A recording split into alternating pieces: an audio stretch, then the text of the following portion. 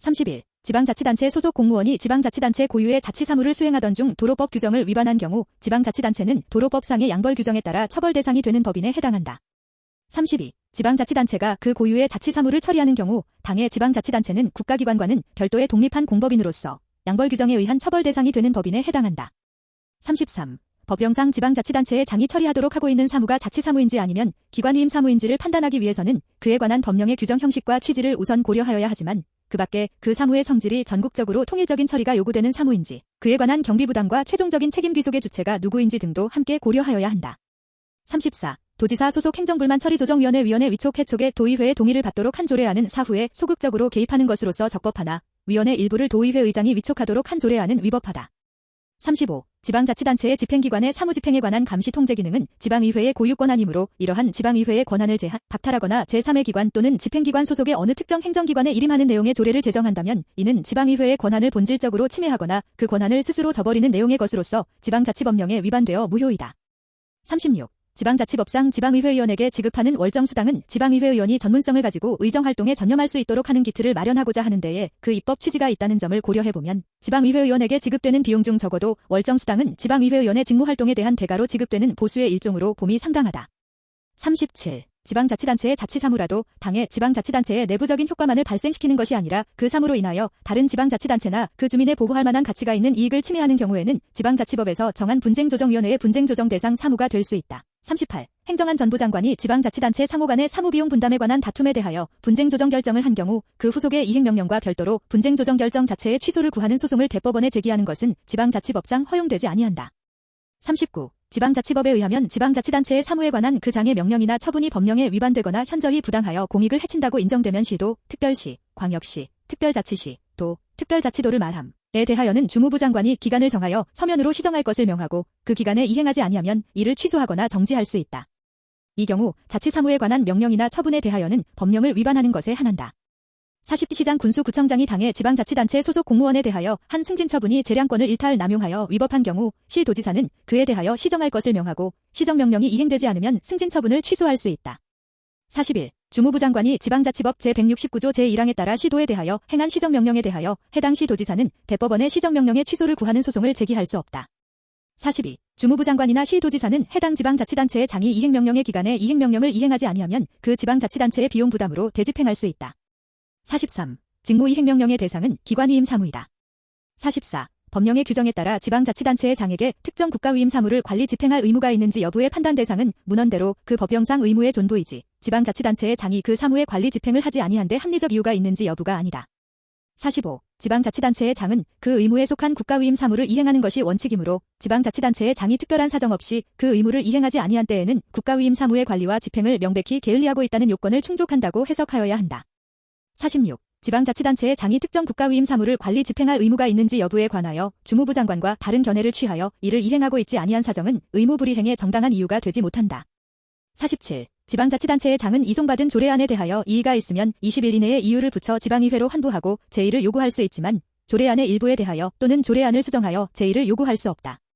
48. 대법원 판결에 의할 때 구 지방자치법 제157조 제1항은 지방자치단체의 사무에 관한 그 장의 명령이나 처분이 법령에 위반되거나 현저히 부당하여 공익을 해한다고 인정될 때에는 시도에 대하여는 주무부 장관이 기간을 정하여 서면으로 시정을 명하고 그 기간 내에 이행하지 아니할 때에는 이를 취소하거나 정지할 수 있다. 이 경우 자치사무에 관한 명령이나 처분에 있어서는 법령에 위반하는 것에 한한다. 고 규정하고 있는 바 지방자치단체의 사무에 관한 그 장의 명령이나 처분이 법령에 위반되는 경우라 함은 그 장의 사무의 집행이 명시적인 법령의 규정을 구체적으로 위반한 경우뿐만 아니라 그러한 사무의 집행이 재량권을 일탈 남용하여 위법하게 되는 경우를 포함한다. 49. 지방의회의원에 대하여 유급 보좌 인력을 두는 것은 지방의회의원의 신분 지위 및 처우에 관한 현행 법령상의 제도의 중대한 변경을 초래하는 것으로서 국회의 법률로 규정하여야 할 입법사항이다.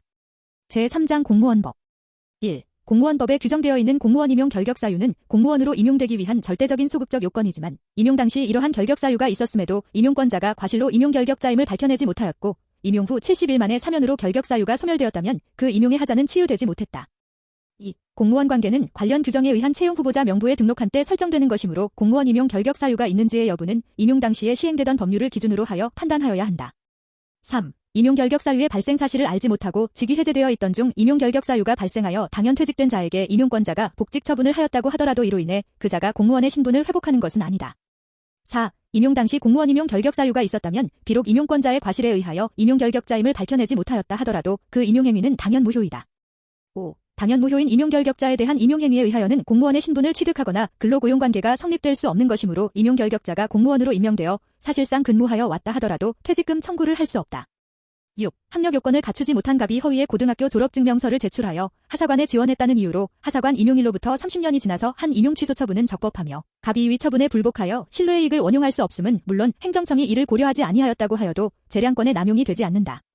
7. 공무원연금공단이 공무원으로 재직하다가 명예퇴직한 후 재직 중에 범죄 사실로 징역형의 집행유예를 선고받고 확정된 갑에게 헌법재판소의 헌법불합치 결정에 따라 개정된 공무원연금법 시행 직후 퇴직연금 급여 제한 처분 등을 하였고 위 처분에 대한 취소 소송 계속 중 다시 헌법재판소가 위 개정된 공무원연금법의 시행일 및 경과 조치에 관한 부칙 규정에 대하여 위헌 결정을 한 사안에서 위 처분은 소급입법에 의한 재산권 침해가 문제되지 않고 갑의 신뢰보호를 위하여 위 개정된 공무원연금법의 적용을 제한할 여지가 없다.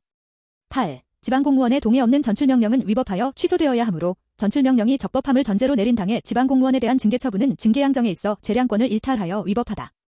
9. 국가공무원이 당연퇴직 사유에 해당하는 금고 이상의 형의 집행유예를 선고받은 후 그 선고가 실효되거나 취소됨이 없이 유예기간을 경과하여 형의 선고의 효력을 잃게 되었다 하더라도 이미 발생한 당연퇴직의 효력에는 영향이 없다. 12. 직위해제 처분은 공무원에 대한 불이익한 처분이기는 하지만 동일한 사유에 대하여 직위해제 처분이 있은 후 다시 해임 처분이 있었다면 일사부재리의 법리에 위반되지 않는다. 11. 직위해제 처분은 단순히 파면, 해임, 강등 또는 정직에 해당하는 징계의결 요구가 있었다는 형식적 이유만으로 정당화될 수는 없고 이런 징계 처분을 받을 고도의 개연성이 인정되어야 한다. 12. 직위해제 처분이 있은 후 면직 처분이 된 경우 전자에 대하여 소청심사 청구 등 불복을 함이 없고 그 처분이 당연 무효인 경우도 아닌 이상 그 후에 면직 처분에 대한 불복의 행사소송에서 전자의 취소 사유를 들어 위법을 주장할 수 없다. 13. 행정청이 공무원에 대하여 새로운 직위해제 사유에 기한 직위해제 처분을 한 경우 그 이전에 한 직위해제 처분은 이를 묵시적으로 철회하였다고 봄이 상당하므로 그 이전 처분의 취소를 구하는 부분은 존재하지 않는 행정처분을 대상으로 한 것으로서 그 소에 이익이 없어 부적법하다. 14. 각급 학교 교원이 징계처분을 받은 때에는 교원소청심사위원회, 기하주연회라 함의 소청심사를 청구할 수 있고 위원회가 그 심사 청구를 기각하거나 원 징계처분을 변경하는 결정을 한 때에는 법원에 행정소송을 제기할 수 있다. 15. 국 공립학교 교원에 대한 징계처분의 경우에는 원 징계처분 자체가 행정처분이므로 그에 대하여 위원회에 소청심사를 청구하고 위원회의 기각 결정이 있은 후 그에 불복하는 행정소송이 제기되더라도 그 심판 대상은 원 징계처분이 되는 것이 원칙이다.